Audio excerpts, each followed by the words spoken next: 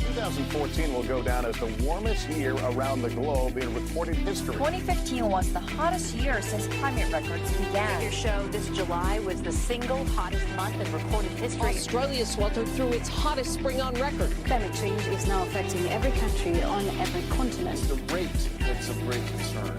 And what do you put that rate down to?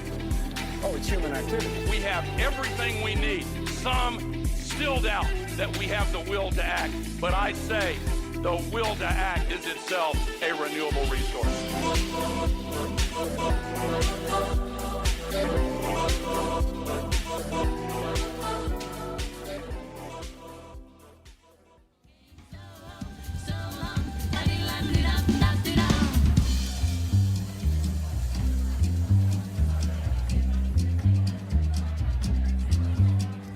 Friends, welcome to Sci-Fight Science Comedy Debate. You all came out. This is delightful. Who was at the other RMAT event just before this one? 3 of you. Okay, well, we won't compare. I'm sure it was a great event. Thank you for putting it on RMIT. Now, tonight, this is Sci-Fight Science Comedy Debate. We've still got a couple of people straggling in, and that's really about humanity, isn't it? Late to everything, including the climate crisis. Now, for tonight, we are in partnership. Sci-Fight is in partnership with RMIT, and we're here as part of the Sustainable Living Festival. Can I have a woo for the Sustainable Living Festival? Yes, I can. Good. Now, for those who've not been to a Sci-Fight before, basically what we do tonight is that we get together the sharpest minds in the fields of science and comedy, and we make them debate critical issues in a stupid way, mainly by attacking each other. It's a bit like the Country Women's Association, but with less raw, cutthroat ambition. My name's Alanta. I'll be your host and adjudicator. Tonight, it's my job to keep this whole thing on course and out of court, so wish me luck. And to mark Climate Emergency Month, we thought we would debate the topic that's playing on all of our minds. Is it time to stop doing whatever we're doing and just panic? Just panic. As a species, we have looked into the face of death so many times. Like there was that ice age 40,000 years ago. That was cold. And then there was the Y2K bug, which threatened to replace all of our ones with zeros. Like that was quite scary. And then we had jeggings. No one was prepared for jeggings. But we made it out alive. And I do enjoy some of the older members of the audience are explaining to their colleagues what jeggings are. So jeans and leggings combined, it's the worst of both of them. We can talk more about jeggings afterwards if anyone has any more questions. Now, we're in the midst of a climate emergency, one that we knew was coming for over 50 years. But is this the emergency that we had to have? You know, is humanity at its best when everything is at its worst? It's in our nature as humans to leave absolutely everything to the last minute, whether it's smashing out an essay or doing your tax return or saving the planet. Are we going to do what we always do, which is just scull a coffee and pull an all-nighter to reverse climate change?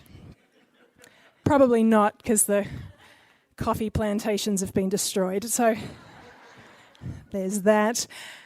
Or have we left this truly too late and there's nothing we can do now but panic?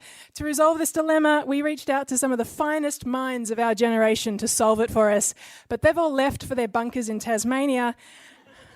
So these guys had nothing on. Would you make some noise for the affirmative as I welcome them to the stage? Professor Sarah Beckersey, Rowan Long, and Alistair Baldwin, and the team telling you not to worry and to learn to love the bomb's terrifying weather forecasts.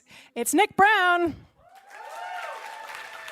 Vitya Rajan, and Joshua Ladgrove. Welcome, everybody. Thank you for getting here and being part of this ridiculous event. We'll check in with our debaters, check they're all here and happy and accounted for. We'll kick off with you first, Sarah, if you want to grab that microphone. Welcome. Thank you for being part of Sci-Fight tonight. Pleasure, I think. I wanted to ask you what your greatest fear for how tonight might go is. You know, I'm pretty competitive. Uh-huh. So you're just worried about losing? Yeah, basically. You are happy that you win as long as you prove that it's time for us all to panic. I know, it's a terrible thing, really, isn't it? Yeah, victory is sweet, irrespective of the circumstances it comes by. Welcome, thank you for being part of tonight. We'll go to Rowan. Hi, Atlanta. How you going? Oh, that's loud. This is your second Sci-Fi. Welcome back. Still haven't worked out how to use the mics yet. Now, you're our resident birder tonight. What is new in the world of birds? There's a cool thing going on at the moment that out in Werribee, there is a mystery duck which defies identification. I'm serious. I'm dead serious. Nobody knows what it is, and probably no one will ever know what it is, and I find that fascinating. It doesn't make me want to panic. I don't think it's related to climate change, but I do like talking about mystery ducks. If we can't know the identity and motivations of our ducks, what can we know about the world? Exactly. It's kind of quietly chilling. That might be the first sign of the apocalypse. Yes, probably. I hope not. Thank you so much and welcome back. Have a good night. Alistair, we'll check in with you. Hi there, how are you, Atlanta? I'm very good. Thank you for asking. No one else did. Well, I value you as an adjudicator, and presumably you tell who wins. I do. I do. I love your suit. Thank you. You look nice tonight. When I walked in, the security guard saw me and thought I was also the security guard. And then we had to debate who was actually going to host the debate.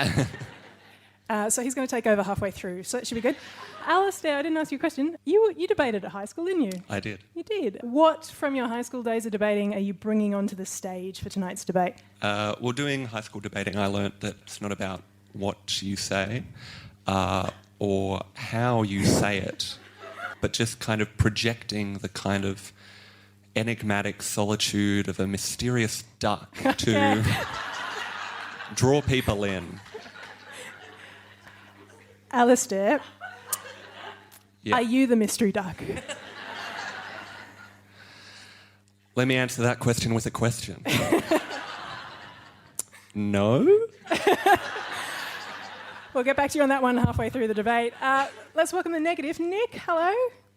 Hello. Oh, you turned the mic on. Very good. Now, you're our resident engineer Yes. tonight. Was that useful in preparing for tonight's debate? Well, I do talk a little bit about engineering in the topic, because I think that we're a pretty rational group, I guess. Yep. I don't know if that will help or not. I mean, yeah. So using logic and reason. Yeah, again, I don't know if that's going to help, because, yeah. Well, you're up against a mystery duck, so I wish you luck with that. We're going to throw to Vidya. Hi. Hi, Vidya. Hello. Now, this is a question I often ask people when I meet them for the first time. What special skills will you bring to the apocalypse? Thank you for that question. I feel like a lot of people would think that I'd be incredibly useless in the apocalypse because I don't really have any skills right now. But I actually feel like the apocalypse is a time for us to rethink what we think of as useful skills.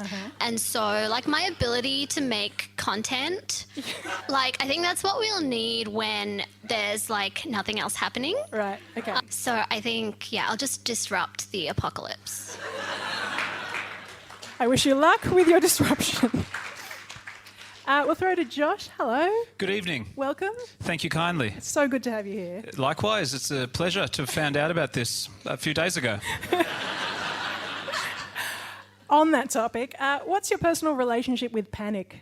Well, I think it's important in all situations, structured or unstructured, or, let's say, theoretically, you only found out a few days ago you were participating in a live debate, and let's say you wrote a, speech and then didn't bring it. Okay. Well, one might panic, but one might use the faculties at his or her disposal to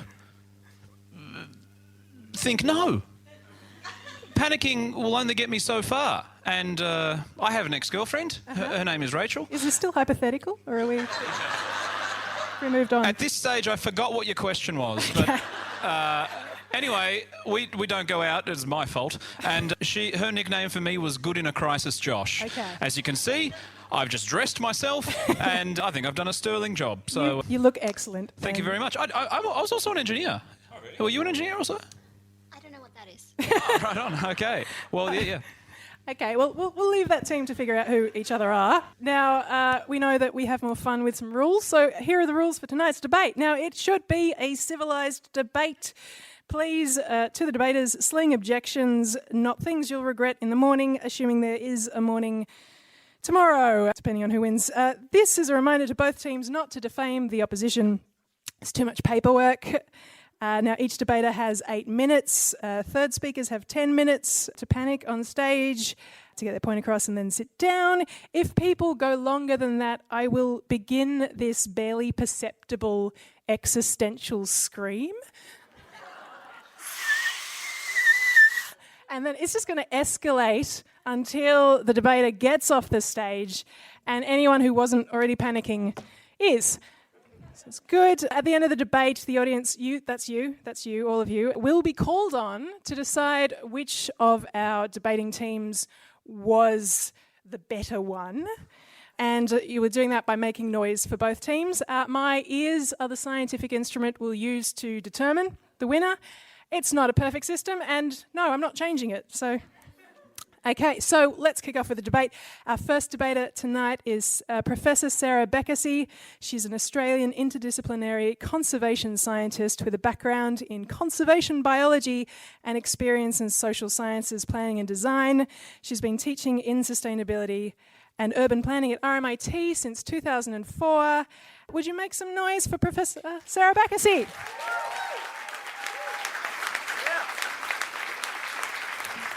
Well, thank you very much. Thank you. To panic or not to panic? I can really only assume that you guys wrote this question a little while ago. Would that be right? Maybe because I think maybe before this summer break, perhaps. Before this summer of hell, or as I read in the New York Times today, the end of Australia as we know it. Yes, for those of you who have been living under a rock for the last little while, 2019 was Australia's hottest year on record. It was a solid 1.5 degree on average hotter than it's ever been before. It was, together with the crippling drought that we experienced, it led to the devastating bushfires that we all experienced. 16 million hectares of forest, 1 billion animals, 3,500 homes and 33 lives destroyed by unseasonal climate change driven fires across Australia, from Tasmania to Queensland, most places in between. 80% of Australians' lives were affected, either by losing your life, that's a fairly direct way of affecting your life, property, businesses, in some way, shape or form. As my 8-year-old son put it when I woke him up one morning, he said, "Bloody climate change has ruined our happy holiday."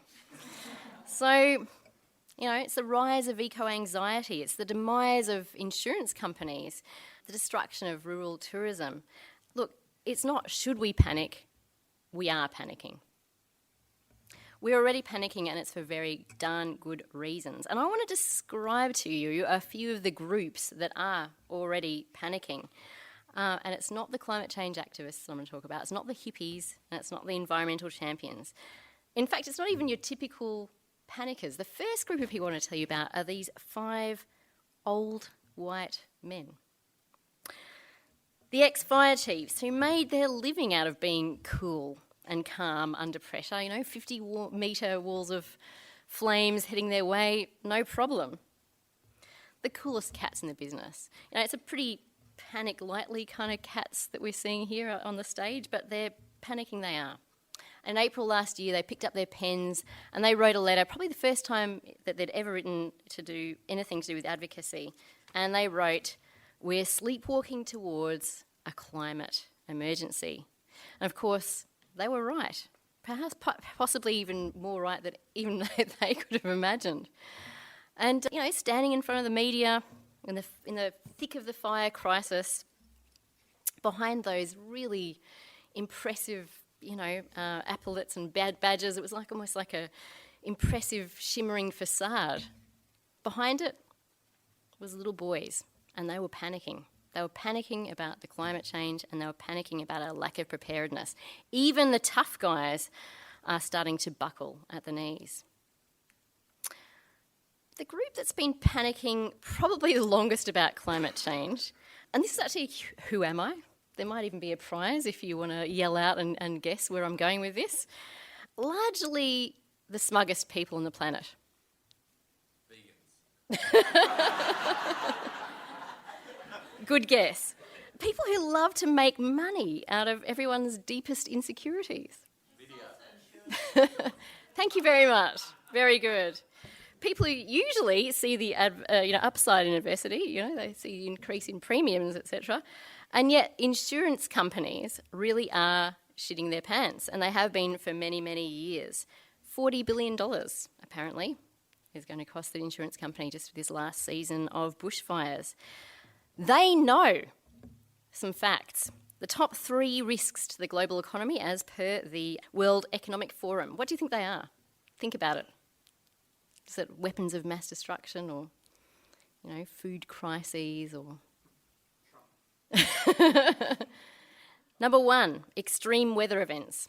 Number 2, failure of climate change mitigation and adaptation. Number 3, natural disasters. And number 4, biodiversity loss and ecosystem collapse. That's a fact. Insurance companies know this, they're feeling the pinch, and they know it's not sustainable. They have a very deep appreciation of the shit that we're currently in, and they really understand the length of reach of shit creek that we're currently up without a paddle. I'd imagine that these on my negative side here are probably going to start telling you to relax, that, in a way, all of this is really pushing humanity to be its best. We're going to be pushed into a corner and we're going to be thriving on the kind of challenges that we're currently being faced with. And, all you really need to do is reach for a glass of Chardonnay and relax. But did you know that that very thing they're asking you to do is actually under threat? And this is the second group of people I want to tell you about. It's another non-traditional group of panickers. It's the wine industry. And, for the wine industry, the climate change is actually existential. It's like, it's like waking up with a really terrible hangover and looking into the sun after another night of kind of industry workshopping or what have you, and just really understanding the party's over. They've actually known it's over for quite a long time. They might have been drunk since 1965 in Brussels, but they actually know that they either need to start making some raisins or moving to New Zealand. And, it's hard to panic when you're pissed, but believe me, they are panicking. So, let's just summarise here. Who in society is not panicking? This is another Guess Who. So picture someone who sees a great future in Armageddon. Someone who thinks that the hotter we are, the more fires, the more ecological collapse, the greater the chance of us being lifted into the heavens to the rapture. Someone who actually might wear a cap backwards on international television and think that's acceptable. Someone who... Anyone? Holidays in Hawaii? Someone who walks into Parliament nursing a lump of coal. Let's face it, the only people in this society right now who aren't panicking are those doofuses who are running our country. You're in great company. Good luck. Professor Sarah Backesy. What an uplifting start to the debate. Excellent. Before we move on to our next debater, I will share a little bit with you from the news of the world of fossil fuels. I don't know if you saw this earlier in 2019. The US Department of Energy recently started labelling their natural gas as freedom gas. The press release announced the approval of new foreign exports from fracking that's taking place in Texas, and that is just great. Really. And what incredible freedom, the continued upscaling of fossil fuels will give us, freedom from the burden of a functioning ecosystem, emancipation from a habitable planet, and release from this mortal coil that we keep shuffling on. Now, to call natural gas freedom gas is truly a manifestation of the American national spirit. Nothing says freedom like building a wall, especially one Mexico will pay for. A country where anything has the freedom to be what it wants. Any person can be president, impeached or not. And covfefe can be a word if it wants to be. It's the country that truly is the city on a hill, which is convenient when the sea level starts to rise. Thanks to late-stage capitalism, we can be assured that the apocalypse does come with its own marketing department, thanks to the Americans. Now, our first speaker for the affirmative, Dr. Nick Brown, will tell us why all of this is fine. Nick is an award-wanting engineer.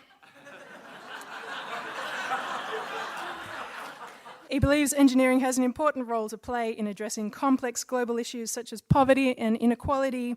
He likes to travel and compare the pipes and the weirs of the world. He also tells people he was an extra on the first Harry Potter film, but he wasn't. Please make some noise for Dr. Nick Brown. Thank you very much, Alanta. F me, that was a pretty heavy start. Thanks for that, Sarah. Alanta did ask if we could sling some mud over to the opposition, but Sarah's a professor here and I'm just a lecturer, and she promised that we could potentially work on a research paper together, so I'm going to leave that aside. And I don't want to, it was really good. If we can talk more later, that would be great. Yeah, okay.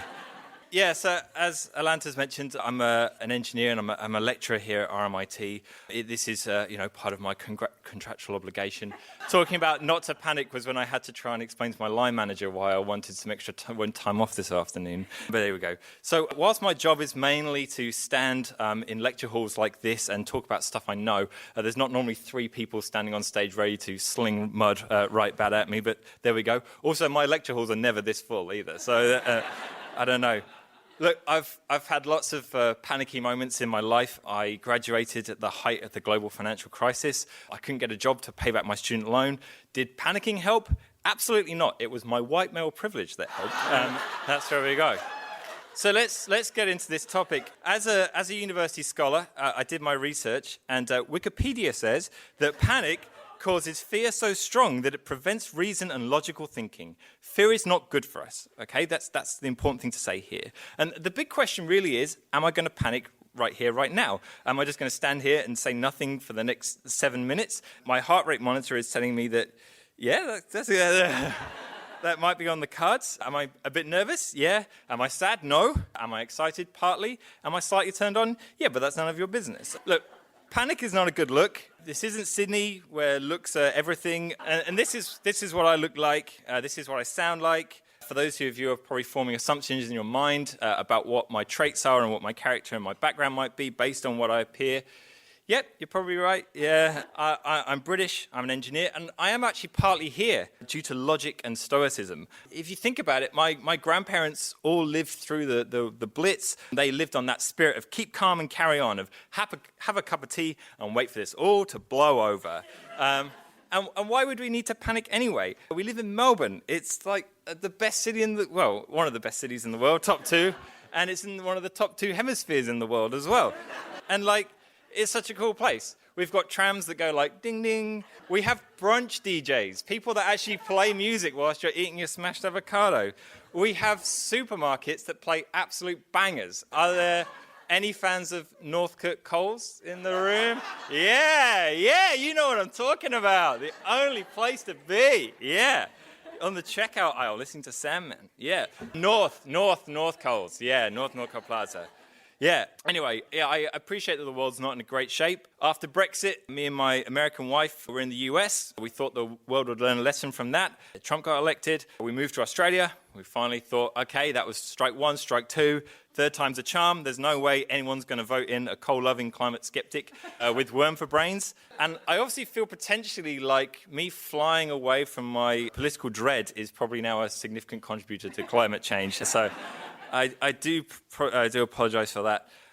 I want to go on by giving you a few case studies that might help you realise why panic is useless. If you're like me, then when you get panicky, you don't do anything. You just seize up. As I said, it doesn't help you feel logical. Last week, I was at work. I actually work in this building just upstairs, and I went for a wee, and I needed to fart. And I feel that's pretty relatable content. And as I was about to go, my boss walked in and he was wanting to wash his hands and I just froze and I stopped peeing and I couldn't do anything and all I could think about was the pressure building up in my bowels as I really wanted to let one go. And I was just panicking so much that I couldn't do anything. It just felt like 2 days were passing with no progress. The bloody health scares, he was washing his hands twice with soap, come on. And it was only the blessed relief as he slid his hands into the Dyson Airblade and the angelic 200-volt, 1,400-watt motor emitting 105 decibels of fart-covering ecstasy. But that's my point, is that panicking didn't help. Again, I guess my point is that as a lecturer in engineering here, I'm putting forward that we need more young people training in STEM subjects. My second... Also, if you have a spare $36,000, enrollments are still open for my engineering course.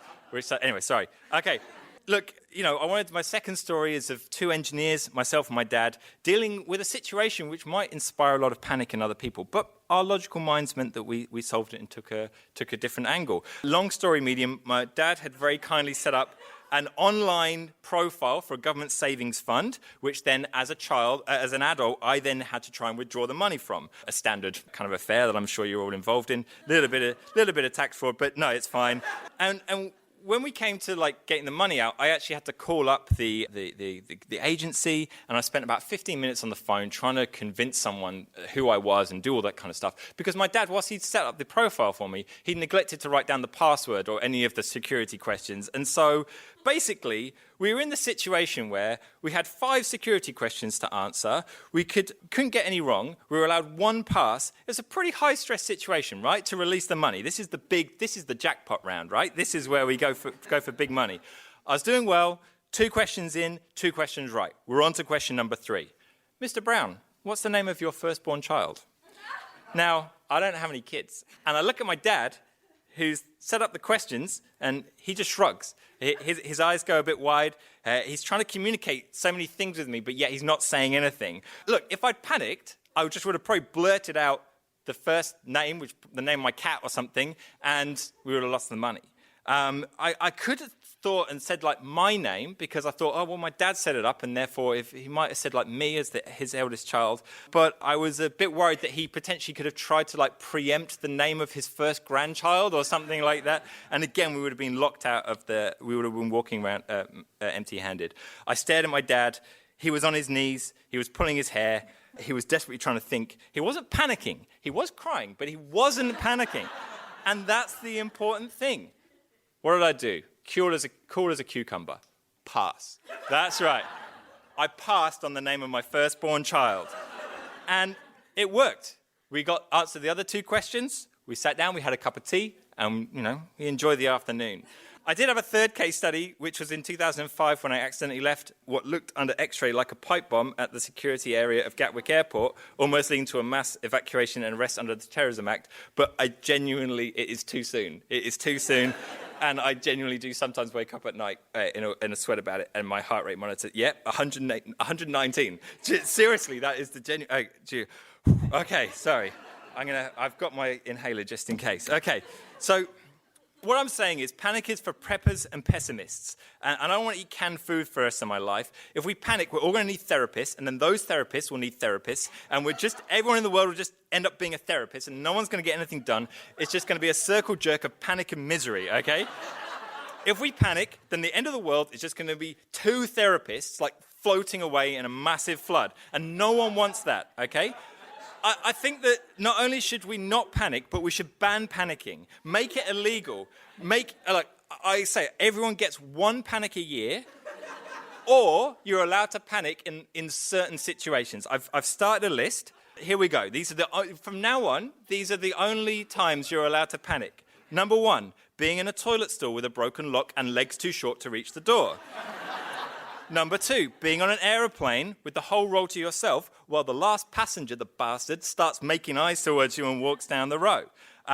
Number 3, when you notice, please turn over leaf, too late on an exam question. When you get into a cafe and there's a brunch DJ setting up. When you send a text to the subject of the text. When your hairdresser says oops. When your dentist says oops.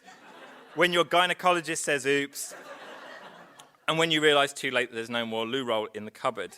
Actually, I want to strike that last one off. Innovations are helping us out. Is there anyone who uses the who gives a crap? Yeah, of course there are. It's the Sustainable Living Festival. Of course it is. Anyway, they have started to introduce that red roll. We all love the red roll, right? Hey, this is the emergency roll. When you're down to this emergency roll, you need to reorder. That's it. You must always heed the warning of the red roll. That would be my other law that I came in. Anyway, I've run out of time for the rest of my argument, so I guess my main point is let's just have a cup of tea and wait for this all to blow over.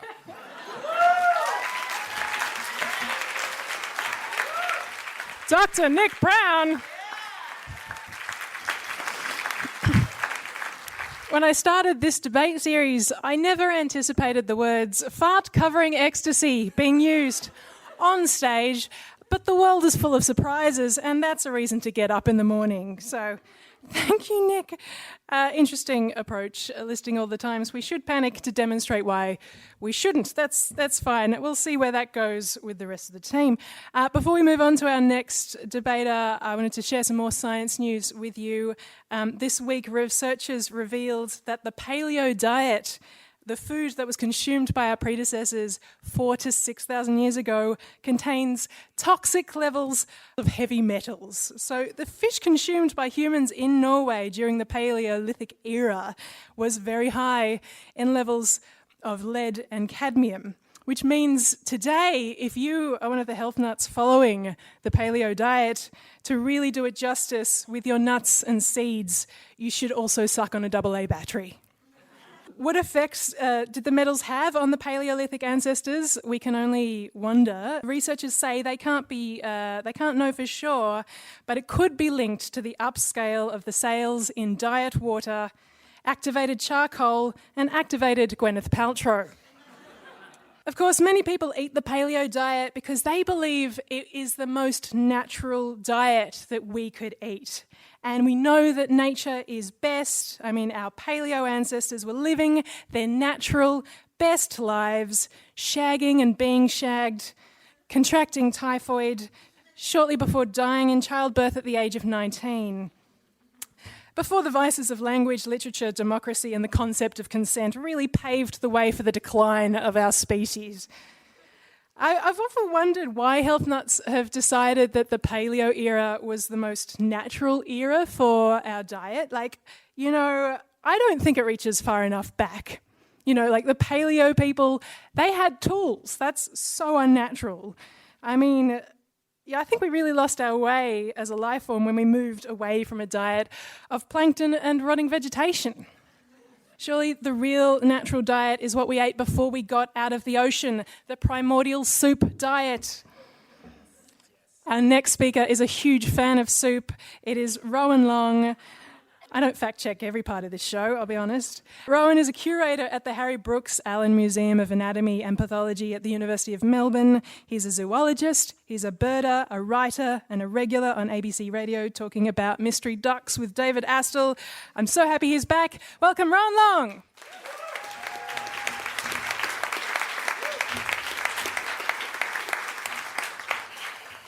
Good evening. Am I loud? I'm going to get loud. I want to sort of get my distance right here. Good evening. To panic or not to panic? I suspect most people here, I know all of us have probably already thought about this well before we started thinking about this debate, maybe not in those words, but I think all of us have been thinking about it. I know that I've been contemplating this, I've been concentrating, I've been reflecting about this very sort of considered meditative sort of stuff, and I have come to the very measured conclusion that I am pissed off. I am pissed off because the entire country was in flames for months and our political class did less than nothing about it. I am pissed off because billions of native animals, or maybe over 1 billion, whatever, who knows? We're going to find out later when they count up all the insects. Over 1 billion animals died in that unprecedented fire season. But I'm mostly pissed off because due to an unfortunate autocorrect typo, I spent the last 2 weeks researching whether or not we should picnic in the face of the climate change disaster.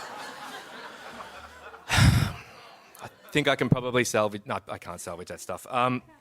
But you know what's not going to be a picnic? The remainder of our lives inhabiting a planet that's experiencing decades and decades of unchecked climate change. So should we panic? What do you think? Oh, I don't know. The ice caps are melting. There's a global resurgence in actual Nazis. The insect populations have crashed. Up until recently, the entire country was on fire. We are living in the darkest timeline. This is the bad place. It's the end of the world as we know it, and I do not feel fine. So let's panic. Now, I thought Nick put forward some points. I liked hearing him speak. Nothing says we're not panicking, like suggesting that we force the population to not panic. That was good. But I didn't really believe a lot of the arguments. Maybe I've been too influenced by The Simpsons, but I simply can't bring myself to accept the claims of somebody named Dr. Nick. Now, I'm sure that someone on this side of the aisle is going to point out that, that some people, there are things happening. There are good things happening. We're going to be putting forward quite a pessimistic view. Yes, presumably somewhere out there in the world, they're doing good things. But I don't think the actions of individual countries, of those few countries that are doing things, are going to stop decades of just hoping the problem's going to go away by itself on a global scale. This shit is planetary, okay? Now what? I hear what? That New Zealand? They're doing good things? Yeah? They're going to do meaningful stuff with climate change? Who cares? You know what's about 1,000 times bigger than New Zealand, both in terms of area and cultural impact? The Pacific Ocean garbage patch, which is probably catching on fire while I speak due to an unholy combination of built-up methane fumes and discarded cigarette lighters. So let's panic. And anyway, even if there are some small pockets of the planet where they're doing something, as Australians, where our national plan has always been and always will be to do nothing, we really need to panic. Australia is home to a unique retrograde form of extreme climate change denialism that's extinct almost everywhere else in the world. It's a phenomenon kind of like how we have marsupials, but instead of having pouches, these ones have shit ideas and seemingly limitless, access to our major media outlets.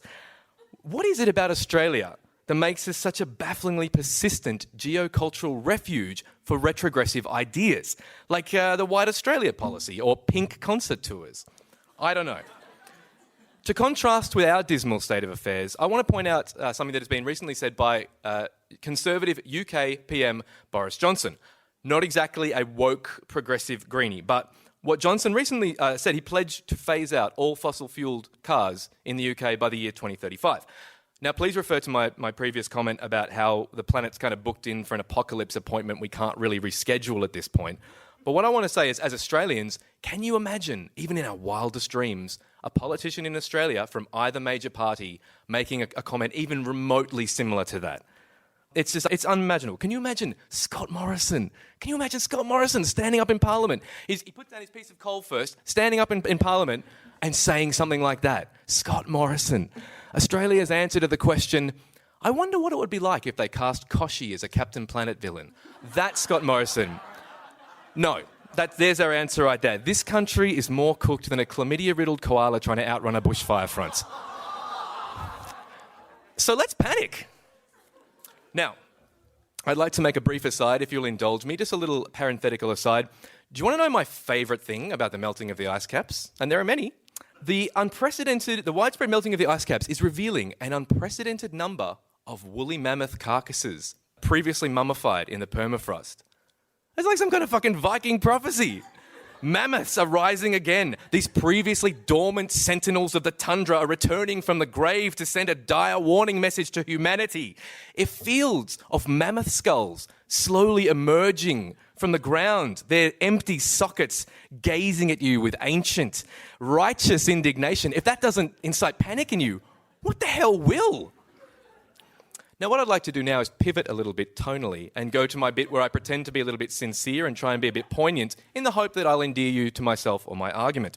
Just before New Year's last year, there were serious bushfires near my house in Plenty Gorge. Not as bad as the Gippsland bushfires, but bad enough. My family and I had just gone out to the shops, and while we were there, we got an alert on our phones from the emergency services app telling us that we shouldn't go home, that it was not safe to go home. Now, I'm not saying we live in a dystopia, but does anyone else have a little app on their little pocket computer that tells them if they're in imminent danger of being consumed by catastrophic bushfire? Some people do, yeah. I also have an app which tells me if the air's safe to breathe. So that's fun. We hid out at my in-laws' place for a day. That's all it was. You know, we got in the car, we drove to the shops, we drove to my in-laws. That's not a dramatic thing to happen, but the whole thing had this sort of dreamlike quality to it. And it was a moment where I had a real realization that climate change has real consequences to me as a person. It's not an abstract concept. It's really affecting me. But it wasn't those fires themselves that put me into a state of panic. I am in a state of panic. I'm panicking now. I've been panicking for a long time. I'm not just doing this for the debate. I am actually freaking the fuck out. But it wasn't the fires that did that. It was the reaction of our Prime Minister and our government that made me panic.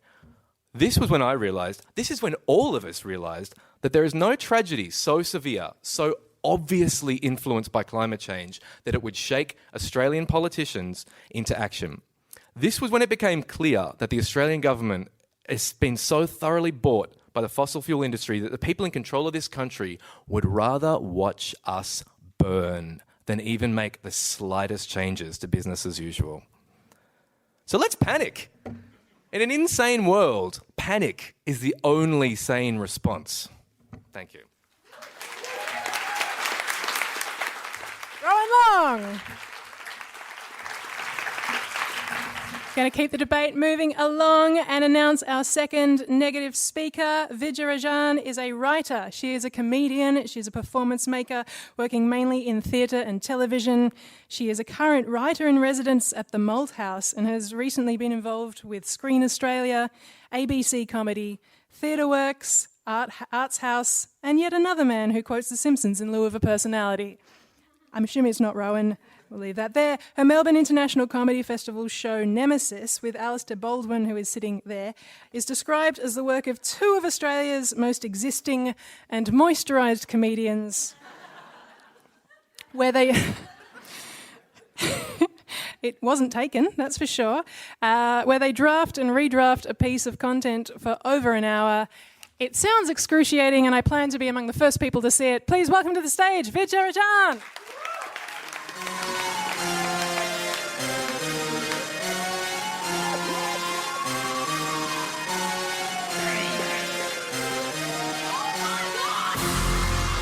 Biggest boss and I've been in Trillis. I'm a bigger problem when I click with Skrillex. Murder on my mind, it's time to pray to God. My revolver's not religious, the revolution's born. I love that song. Wow. First of all, I just want to say it is such an honour to be invited to this science and comedy debate. Like, there are so many talented and smart people in this room and speaking on this stage today, and honestly, it's a lot. When I was invited, I was like, me? Look, I know I am followed by approximately 600k people on a variety of platforms and growing. And yes, some people do see me as a clothing sustainability icon. Nothing I own or wear today or any time is something I've ever bought. Everything I wear has been sponsored or gifted to me by exciting and desperate local designers. And yes, I have curated, synthesized, monetized, and subsequently sold multiple meme-spiration accounts to some very hungry and occasionally horny advertisers. I'm a meme-trepreneur. And these are all things that I have done, I know that. But it's still super intimidating to be on this stage with these people. And in a debate, no less. I mean, I'm a lover, not a fighter. I'm a content creator, not a content destroyer. And if you think about it, content destruction is kind of the essence of a debate. So I was like, what could I possibly offer today? But then I was told about the topic of this debate, and I was like, you know what? Climate change is real, and it's here. And the meme-spiration community has a responsibility to engage with it. Like, it affects all of us. That's not in dispute. Like, it's not just some far-off island sinking and, like, some far-off resource wars. It's closer to home as well. Like, here in Australia, this summer, the price of imported Korean skincare masks skyrocketed because snails in Korea were dying. Snail slime is, of course, the key ingredient of the masks. Dying due to global warming. if this isn't an issue that affects us all, I don't know what is. But when I accepted this invite, I also felt like, yes, I have something real to contribute here on the side of the negative, even though I am all about pos vibes. On that note, I know it's a tradition in a debate to destroy the content of the person who just spoke before you, but not only is that like not my brand, but if I can be real, I was just really distracted by your look. Like it was like so 2016 Brooklyn dude who like owns a home brewery kit they never use and like buys like bird-related shirts like to make up for their personality or something. I don't know. And like because of that, I couldn't actually hear anything you said. I'm sure you said some good things, but the medium is the message, and the message you were broadcasting was like, why? Anyway, back to what I was talking about. Even though I'm all about pos vibes, as I said, I felt like I actually could contribute something in the negative because the topic is to not panic. And two negatives make a positive. So it's still on brand. But I also felt I could contribute because I have seen firsthand how panicking completely destroys people's and hopes and dreams. So, those of you who already follow me on my stories will know what I am talking about. I am talking about my ex-best friend, Jessica Lively. Now, Jessica and I, along with some total goddesses / business associates, were once co-owners of one of the most up-and-coming meme-spiration pages on the internet, Big Girl Boss Memes for Incredibly Anxious Teens. And if you haven't heard of it, it's only because we had to unfortunately shut down the page before it had reached its maximum vibe quotient and yield potential. And why did we have to do that? Because of Jessica. See, Jessica had started to change. She'd stopped attending our daily squad loving kindness meditation sessions, and she'd started to spend a lot of time worrying about what she was going to do in the future. She'd become, in other words, a really panicky person. And panic did a lot of things to Jessica. First, it showed up on her face. A few weeks after her official diagnosis with full-blown hot girl panic disorder, we noticed that she was starting to look a lot worse. She really would not have passed for a day younger than 28, which was her actual age at the time. So sad. Apart from that, she'd also started to be like super frozen and passive and unfocused and really started to mess up her turns on the page's posting schedule. So that really sucked. Then Jessica started to become really territorial about like whenever she'd come up with a new meme format, we'd have to be like, come on, Jessica, is this or is this not a hot collab? Can you share it around so you can maximize it as the algorithm suggests? But she just didn't want to. And you know what? Who was hurt at the most at the end of all this? It was Jessica. Yes, the page collapsed before its time, but also Jessica became an outcast. Like, nobody wanted to work with her anymore, and when she tried to branch out on her own, the quality of work was just not there. And you know, my situation with Jessica is like scarily similar to the climate change crisis. Like, even the most basic bitch here knows that to solve the climate change crisis, we have to come together as a community and take firm, decisive actions, right?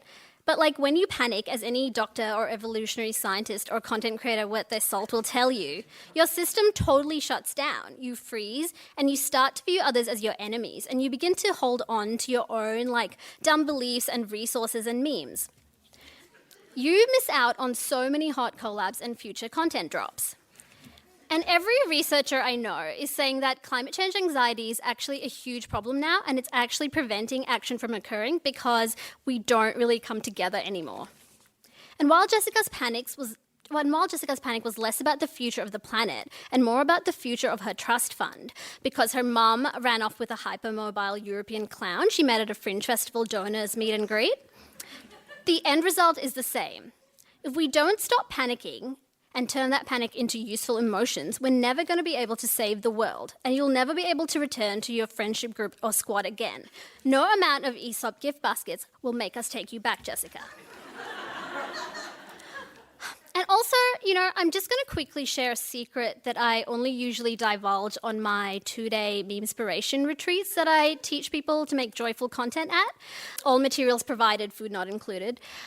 The secret is this: every failure is an opportunity for new life. Out of the destruction of old content comes new content.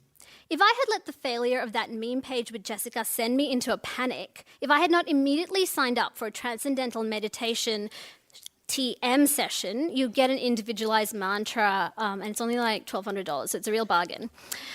If I had not done that, and if I had not recognized that the page that had died was just a bad vibe and an opportunity for better things and more specialized and imaginative content awaited me, I would never have gone on to create my empire of meme-inspiration pages today.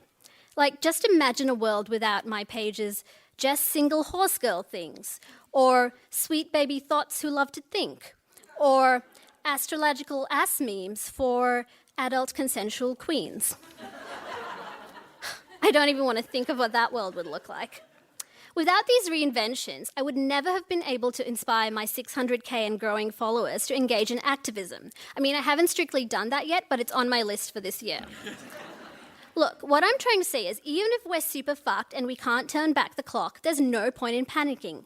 Mother Earth is the original content queen, no substitutes accepted, and she will rise again.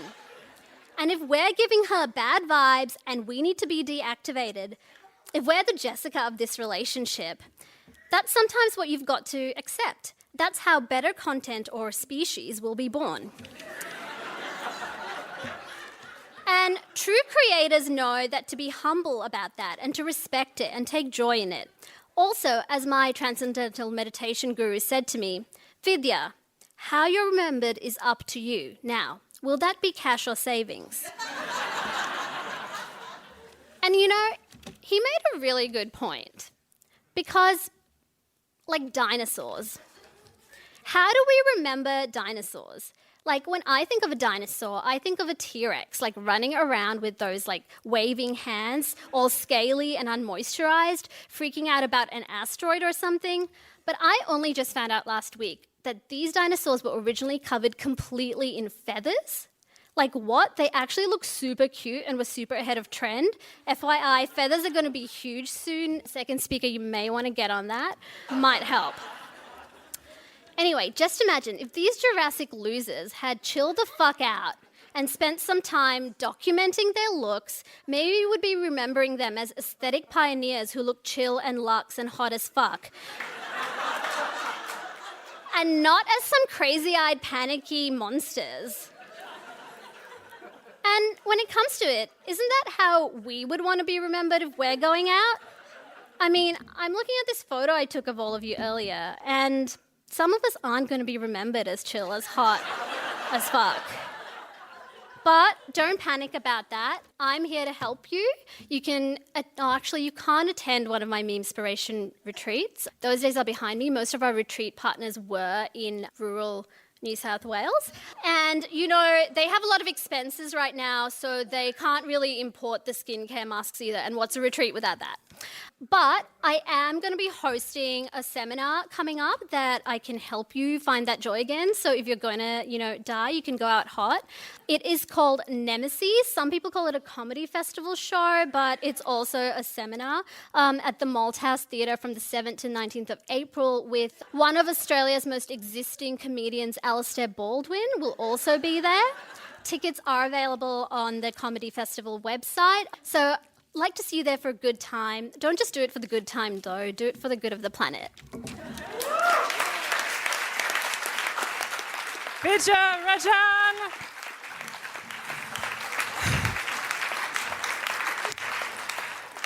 We are up to our final speaker for the affirmative. Alistair might have some things to say in response to Vidya's ad. Alistair has written for ABC's Get Crackin', The Weekly and Hard Quiz. As a teen, he briefly undertook an internship with the CSIRO before realising he didn't have the wrists for a life of pipetting. So gave up and just wrote a script about killer mushrooms set in a CSIRO lab instead. His Year 12 debate team made it to the West Australian Debating League finals. If you ever watched Glee, it's like making it to regionals. Please make some noise for Alistair Baldwin!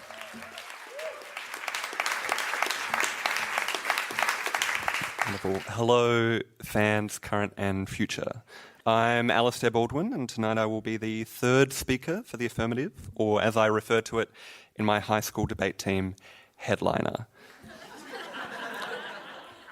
Now, as third speaker, it's my job to help sum up the case of the affirmative with a series of emotive and persuasive closing remarks.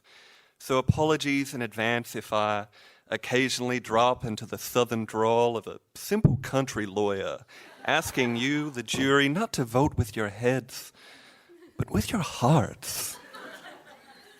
But before I reiterate the previous points made by my fellow members of what many critics are calling the correct team, I would like to rebut some of the points made by the team many critics are calling nothing because they've made such minimal impression on tonight's discourse.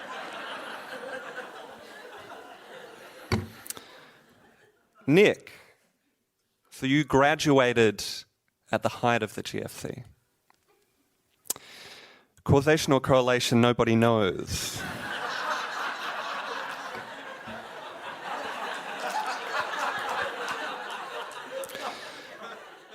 Nick himself admitted that one of the things that makes this city great are brunch DJs. I myself am a brunch DJ. And I am on the affirmative team.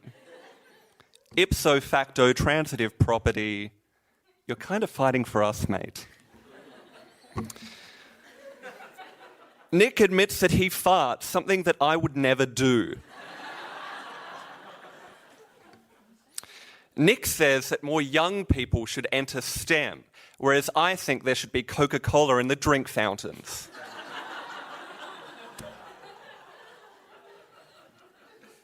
And then finally, at the end of his speech, it became quite apparent that it was all some long spon-con for who gives a crap the toilet paper brand.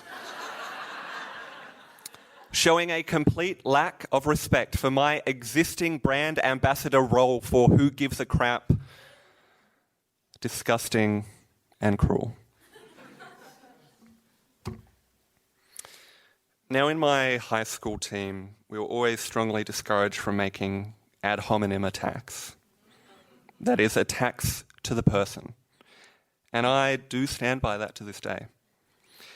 However, the implication that I could make an ad hominem attack on my nemesis, Vidya, relies on the tacit acceptance of her actually having personhood. Something I cannot in good faith condone. Such is her deceptiveness in tonight's debate that I would liken her more to a stick insect or a cuttlefish camouflaging itself as coral than a quote-unquote person. It's demonstrably clear that she is using tonight's debate as simply another platform to promote our upcoming comedy festival show Nemesis, playing at the Malthouse Theatre from the 7th to the 19th of April at 9:30, 8:30 on Sundays. Indeed, so desperate is Vidya's attempt to turn this important debate into a promotional opportunity that she intentionally wore the same outfit as she did in our event poster, something which I've only done by accident.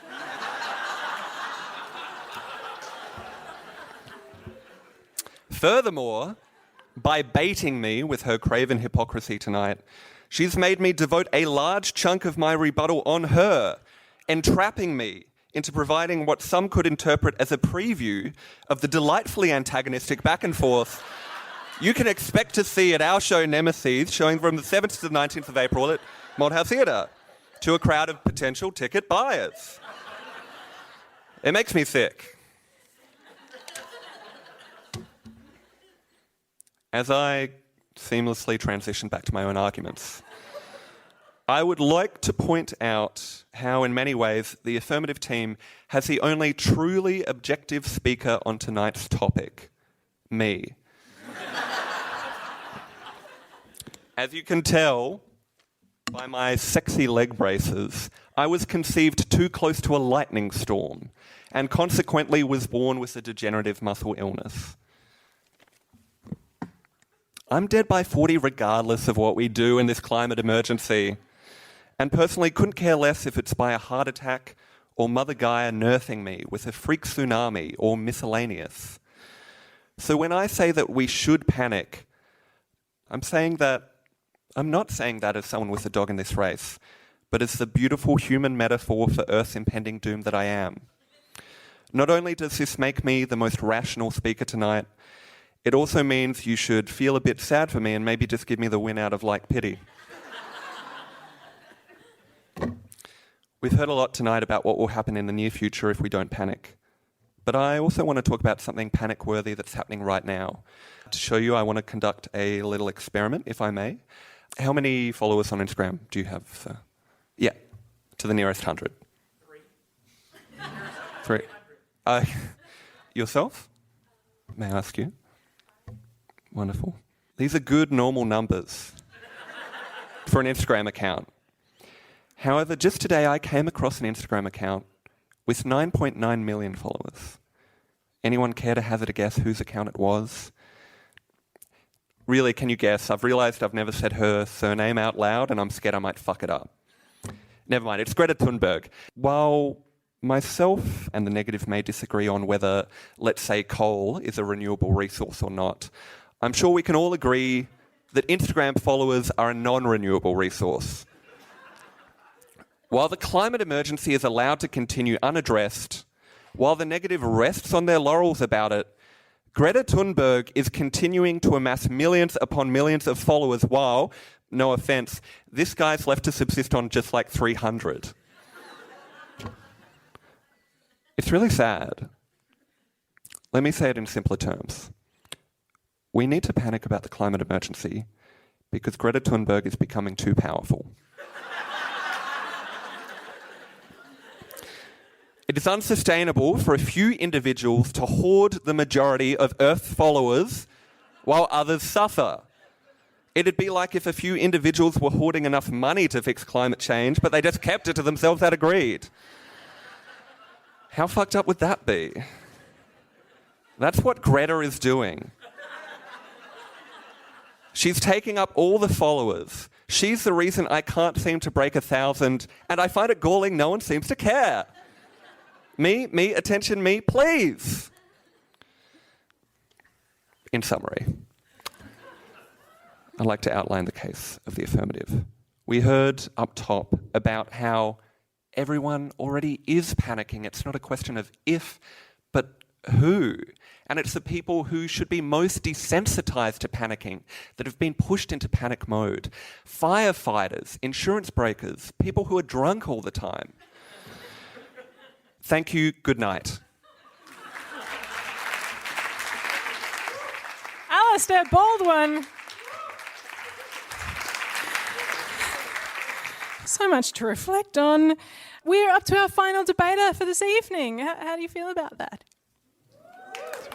So it's very mixed. Some people are very happy to be out of here very shortly. And some of you are sad, either about the state of the planet or the end of the debate. I can't tell, possibly both. Our final debater for the negative tonight is Joshua Ladgrove. He sent this to me. Josh is Australia's 27th best comedian, according to a recent Nielsen poll, which places him significantly higher than Scott Morrison as preferred PM on a two-party preferred basis. He is tall and charming and surprisingly handsome in person. Joshua will be a hit at any children's party. I'm gonna stop letting people write their own bios. I'm taking over. Josh is famed in Melbourne comedy circles for his hit show Come Heckle Jesus, where he stood on a stage as Jesus and asked the audience to heckle him. I was there opening night and someone spoiled the final of Breaking Bad to an entire room of comedians. There was a stampede. He's returning to Melbourne Comedy Festival with the Joshua Ladgrove Show, which no one knows what it will be about. I am stoked to have him here tonight. Make some noise for Joshua Ladgrove!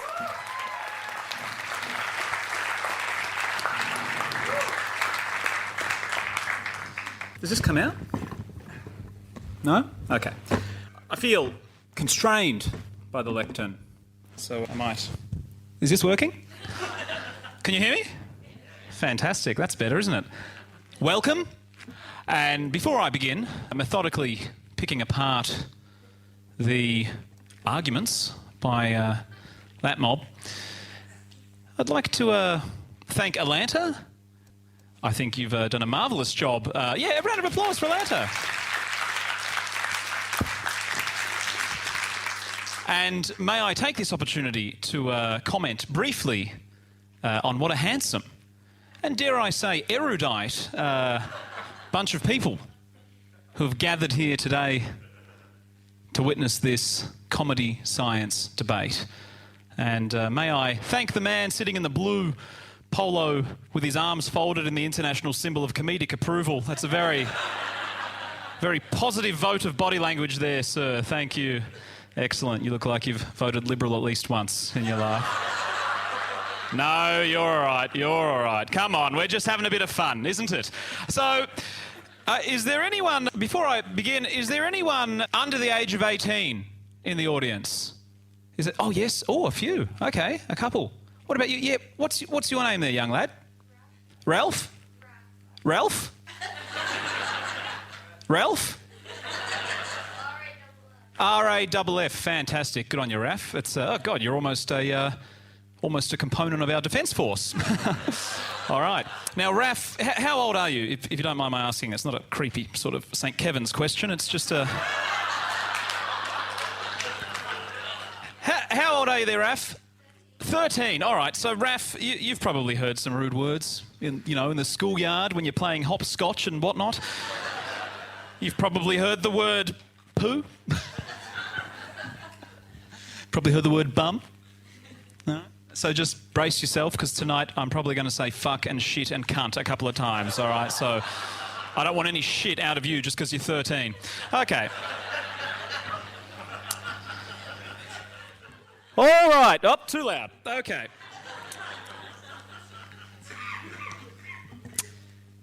I grew up in Werribee. Where don't make noises at me. Don't patronise me.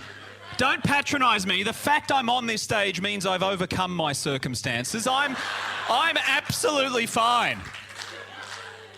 Single mother, meth addict brother, I'm doing better than most of you. Not doing better than you. You sneakily ate a whole souvlaki. I saw it. A burrito. You didn't panic, isn't it? You didn't panic? You didn't think, God, I'm going to fill this poorly air-conditioned theatre with onion smell. You just thought, fuck it. I'm going to eat the burrito. Come what may. Come what may. Come what may. Say it with me. Come what may. Yeah, it's interesting, isn't it? It's interesting. Come what may. It's not going anywhere. It's just fun to get you to repeat 3-word slogans. Oh, the power of a politician. In rebuttal to the first speaker of the affirmative, as if.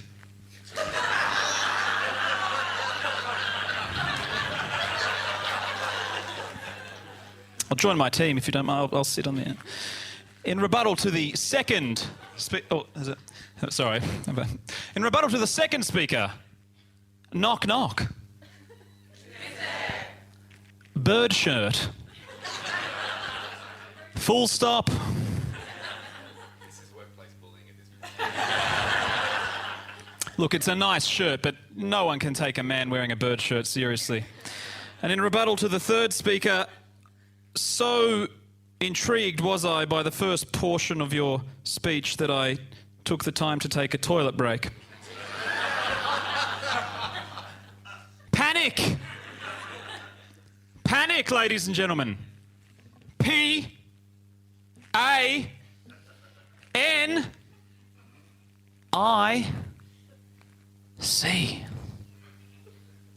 Up in the control room, can I get the lights out? Can I get a blackout? Full blackout. Everyone stay calm. Thank you.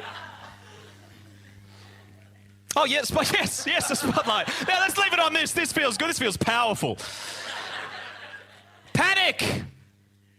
What does it stand for? What does it mean, this word panic? P stands for precisely. We ought not panic. Okay.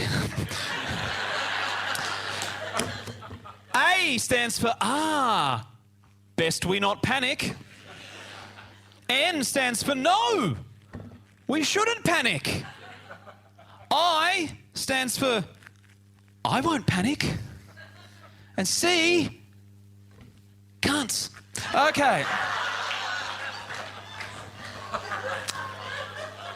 And what, ladies and gentlemen, wrath, what, I beseech thee, is the antithesis to panic? Logic! Logic, ladies and gentlemen. Logic is the key that will unshackle us from the tyranny of panic. Why are you leaving now? This is a good, solid, improvised bit. Chase after. No one leaves mid-speech, I tell you that. God, come on, where are you going? You can't leave now. Okay. She had to wee, she'll be back. And now I know how that feels, and I'd like to personally apologise. But logic is the antithesis of panic. And what does logic stand for?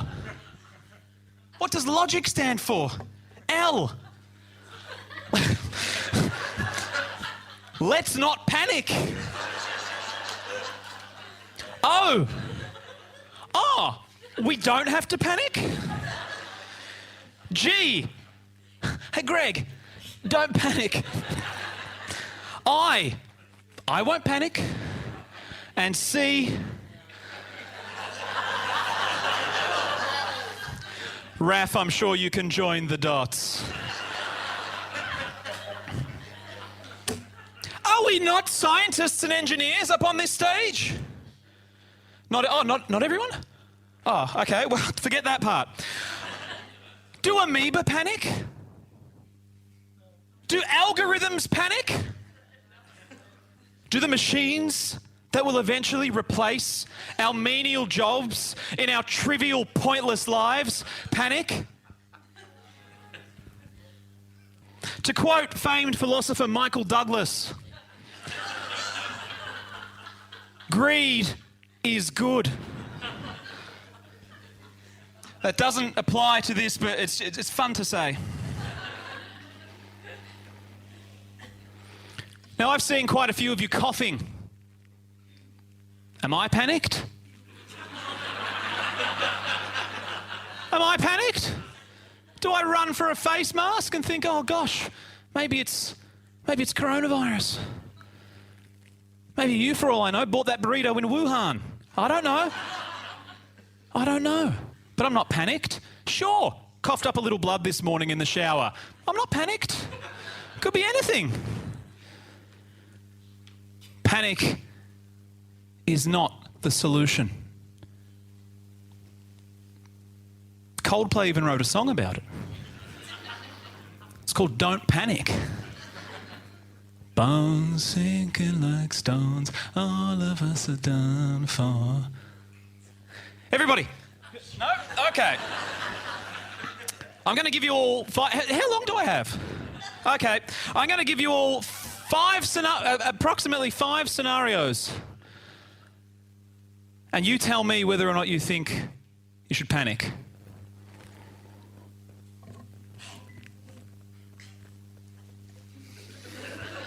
Did anyone hear a beep? I'm not panicked, I'm just curious. Okay. Scenario number 1, Chernobyl reactor number 4 exceeds its safe operating threshold. Do we panic?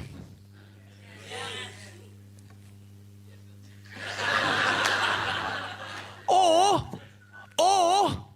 do we get Sergey to get a bit of duct tape and go fix that shit up forthwith?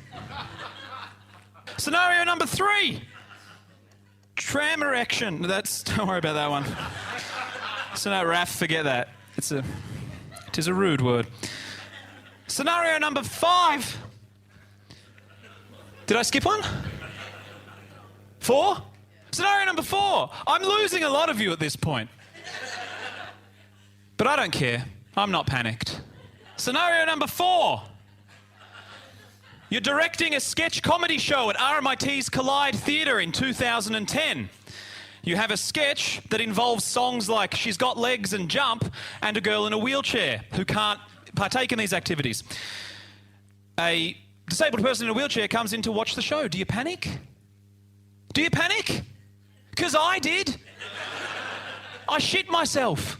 Not literally. Well, I have, but not on that occasion. What do? You do the sketch. You go talk to the person in the wheelchair afterwards who says, "Thank you for acknowledging my existence." And what lesson does that teach you? Don't panic. Did you turn up the volume? Don't panic. Don't panic.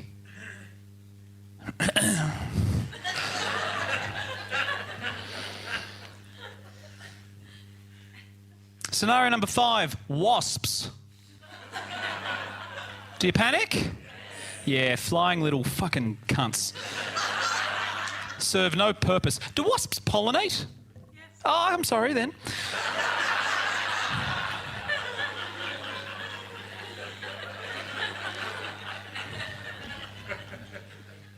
My broader point is, I parked in a loading zone. And I don't know. What's a ticket these days? $90 odd? $1.90 for a loading zone. Are you fucking kidding me?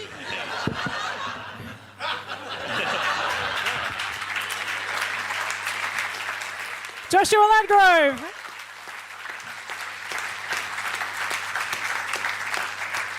I'm not panicked. It's fine. What we're going to do now, while you cogitate about the incredibly coherent, eloquent arguments you've heard this evening, I'm going to just ask if anyone has any gigs that they haven't already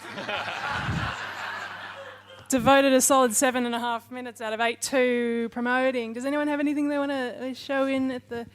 I think it's really crass to promote. Thank you, Vidya. We don't really do that, so yeah. I've got a lecture on on Tuesday morning, 6:30.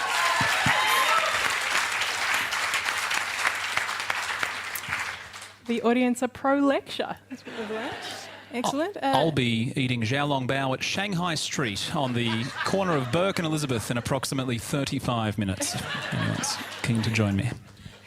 Josh, did you want to tell people when and where your show is coming up? If it's a good enough show, people will find it. Okay. If you build it, they will come. Sure. I also have a show. It's mainly poo jokes. It's called On the Origin of Feces. What I've learned in the endeavour to write a show about poo is that most poo jokes are funny because the poo is a surprise. And when you tell people the entire show's about poo, there's no surprises. So if you're up for a rollicking night of zero surprises, come along and see my show at the Melbourne Comedy Festival. All right, I'm gonna do a quick summary of the arguments you've had placed in front of you. I'll do my very best just to go through your memory, because it's been a long night, I think we can all agree. So Sarah really kicked off the mood of the evening with the actual stats of the damages of the fire, which were the sorts of things most of us were attempting to avoid by coming out to a comedy debate. She did, however, drop the very useful piece of information that it is hard to panic when pissed, and I will be drinking gin across the street in 5 minutes if you wish to join me in that endeavour. Now, Nick, he put his career and research paper ahead of his responsibility of correcting Sarah's arguments, and that's the sort of selfish actions which are leading to the apocalypse. Then he just started listing things he likes, which includes the Northcote Coals for some reason. The North one, it's definitely the inferior coals. I'm not having this argument again. We've dedicated enough of the debate. Rowan let us know that he is pissed off, that this is the bad place, and several very cogent arguments about climate change denialism, which everyone has ignored for the rest of the debate in lieu of his shirt. Vidya brought us the very important message of the impact of climate change on the meme-spiration community, and it was tough to hear, but we had to hear it. So thank you, Vidya. Alistair said some things. It was mostly ad break, and then took it out on Greta Thunberg. Josh sledged the audience, which was not in the brief. I apologise. Then he said some words to ensure that Sci-Fight will never be invited back by RMIT, and spontaneously generated the policy that all debaters now need working with children's checks. So thanks for that, Josh. Then he did an acrostic poem, which was the first and hopefully the last time we see one of those at Sci-Fight. So that's pretty much brings us up to now. Now it's over to you. If you thought that the affirmative had the most cogent, the most well-researched, the best shirts for tonight's debate, make some noise.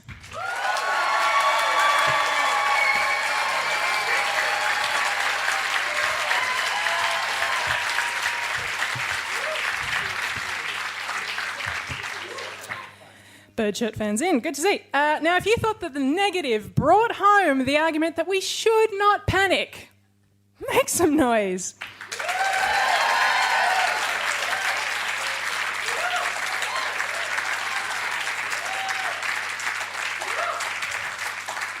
I don't know if the Not Panic team just lulled you into a more relaxed, quiet state tonight, but I award the debate to the affirmative.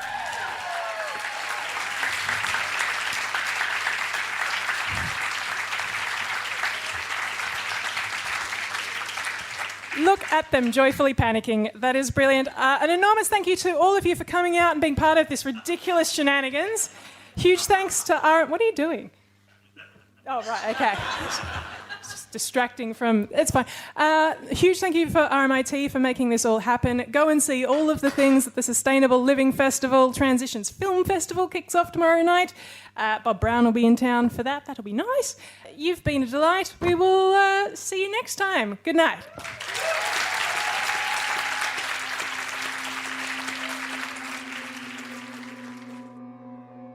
Thank you for joining us. You've been listening to Climactic, the flagship podcast of the Climactic Collective, a podcast network dedicated to lifting the voices of the climate community.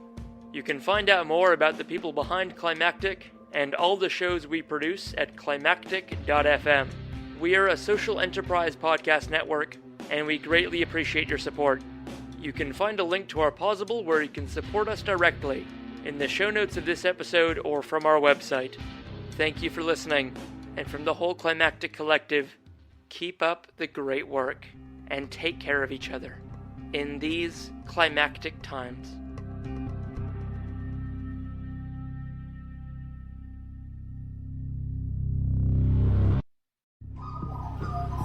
The Climactic Collective.